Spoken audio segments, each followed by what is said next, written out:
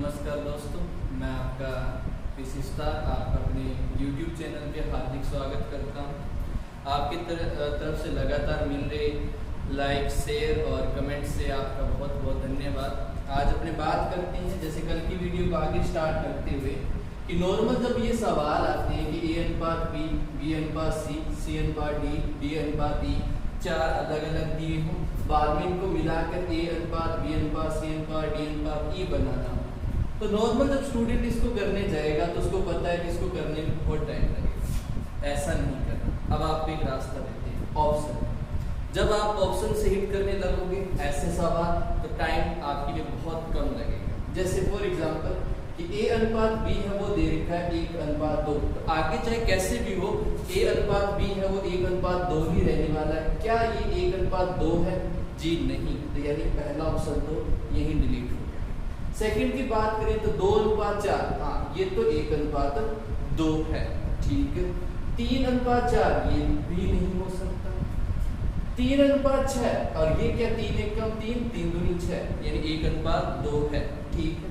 अब देखते हैं आगे के दो ऑप्शन। यहाँ देखो 4 और 6, 6 और 8, इनमें आप देखोगे कि ये आपको दिख रहा है 2 अनुपात 3 और ये दिख रहा है आपको 3 अनुपात 4, यानी जो B और C का अनुपात है, अपने पास B और C का अनुपात क्या है 3 अनुपात 4, जो ऑप्शन B में तो 2 अनुपात 3 बन रहा है, इसलिए ऑप्शन डिलीट। अब देखो D, इसमें क्या हो रहा है 3 अनुपात 4। तो देखिए इस तरीके से अपने मात्र 5 या 10 सेकंड में अपना आंसर निकाल सकते हैं।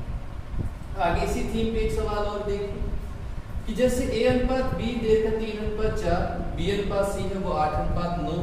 कल की वीडियो मैंने बताया था 2 अनुपात को कैसे लिंक करते होते, जैसे B दिया हुआ है, इधर भी B दिया हुआ है, लेकिन इसमें भी अपने ट्राई कर सकते हैं। कैसे? ऑप्शन से। कैसे कि A अनुपात B है वो 3 अनुपात 4 होना चाहिए, इसमें है, इसमें नहीं है, इसमें भी नहीं है, इसमें 3 अनुपात 4 है। फिर कहता है कि B अनुपात C है वो 8 अनुपात 9 होना चाहिए, यहाँ 8 अनुपात 9 नहीं है, ऑप्शन डिलीट। यहाँ 8 अनुपात 9 है, तो ये अपना ऑप्शन होगा D। देखा दोस्तों कैसे अपने को सवाल, अगर अपने को अप्रोच पता होती है तो अपना टाइम यहीं बच जाएगा। फिर एक सवाल की एक नई थीम लेके आया हूँ आज आपके लिए, कि जैसे कि A तथा B एक परिमेय संख्या है, और फिर अपने को बोला गया कि A B √3 बराबर है 1/2 माइनस √3, तो A अनुपात B बताना है। जब ऐसे सवाल आते हैं तो बेसिक स्टूडेंट एक चीज बताना चाहता हूँ इसके बारे में, कि जब आपको वैल्यू क्या दी हो, रूट में भी दी हो और वो बटा में भिन्न में भी हो, तो यहाँ इसका क्या किया जाता है, परिमेयकरण किया जाता है। अब नॉर्मल स्टूडेंट हर बार देख लेते हैं या तुक्का लगाने की कोशिश करते हैं, ऐसा नहीं करना। इसके पीछे की एक थीम होती है, जैसे मैंने लिखा 2 अनुपात √3, तो यहाँ देखोगे स्टूडेंट कि जब अपने को रूट हटाना है तो क्या करना पड़ेगा। जब रूट हटाते हैं तो एक ही थीम होती है कि कहीं ना कहीं स्क्वायर हो जाए, रूट हट जाए। अब ऐसे तो अपने स्क्वायर कर नहीं सकते कि रूट हटा दें, तब एक कंडीशन लेके आएंगे। जब यहाँ दिया है कि 2 माइनस √3, तो हम क्या करेंगे, 2 प्लस √3 से अंश और हर को क्या कर देंगे, मल्टीप्लाई, यानी सेम ही डिजिट से। अब यहाँ क्या होगा, अब देखोगे अंश और हर में कोई इफेक्ट नहीं पड़ा। क्यों? क्योंकि ऊपर जो मल्टीप्लाई हो रही है वो वैल्यू आपस में कट सकती है और वापस यही वैल्यू मिलेगी। ठीक है दोस्तों, अब सवाल देखो, जब हम 1 से मल्टीप्लाई करेंगे तो ये 2 प्लस √3 आ जाएगा, और जब हमने 2 माइनस √3 को 2 प्लस √3 से मल्टीप्लाई किया तो हमारे पास एक अलजेब्रिक फॉर्मूला आता है, a प्लस b और a माइनस b, जो जिसे कहते हैं हम a square minus b square. तो यहाँ पे हम क्या करेंगे, a की स्क्वायर यानी 4 माइनस b की स्क्वायर यानी √3 की जब स्क्वायर करते हैं तो क्या होगा, यहाँ पे 3 आ जाएगा। अब देखो दोस्तों ये क्या होगा, 2 प्लस √3, 4 में से 3 गया, 1 और 1 का भाग देंगे तो हमारे पास क्या आ जाएगा, 2 प्लस √3। ऐसे सवाल, जैसे फॉर एग्जांपल एक मैं वैल्यू लिखता हूँ, यहाँ पे मैंने लिखा 3 माइनस 2√2। दोस्तों हमें पता है कि ये वैल्यू जैसे यहाँ था, ये वैल्यू ऊपर गई तो किसका चिन्ह आ गया, प्लस का। उसी टाइप ये वैल्यू ऊपर जाएगी तो इनके बीच में जो चिन्ह होगा वो होगा प्लस का। और फिर हमने क्या किया था, इन वैल्यू का स्क्वायर करके इनका बीच का डिफरेंस देखा।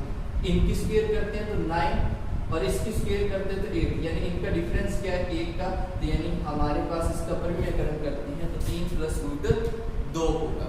एक सवाल और भी देख लेते हैं कि जैसे 1/5 प्लस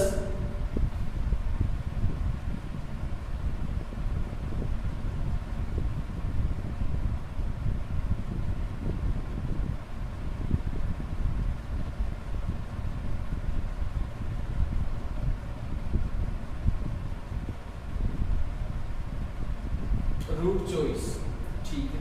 अब अपने को क्या करना है, इस वैल्यू का ऊपर लेके जाएंगे तो प्लस है तो उसकी जगह क्या आ जाएगा माइनस, और यहाँ इनके बीच का स्क्वायर जैसे 25 इसका स्क्वायर करते हैं 24, तो इनका डिफरेंस कितना है 1। तो देखा दोस्तों इनका परिमेयकरण कैसे किया जाता है, सिर्फ वैल्यू को ऊपर लेके जाना, जो चिन्ह दिया होगा तो उसका चिन्ह अपोजिट कर देंगे, फिर इनका स्क्वायर करके देखेंगे इनका डिफरेंस क्या था। 2 का स्क्वायर 4, √3 का स्क्वायर 3, तो यहाँ डिफरेंस 1 है। अगर डिफरेंस 1 से ज्यादा है 2 या 3 तो कोई दिक्कत नहीं, वो 2 या 3 इसके बटा में रह सकता है। तो यहाँ आपने देखा कि a + b और √3 बराबर क्या है, कि जब हमने इसको सॉल्व किया तो हमारे पास आया 2 + √3।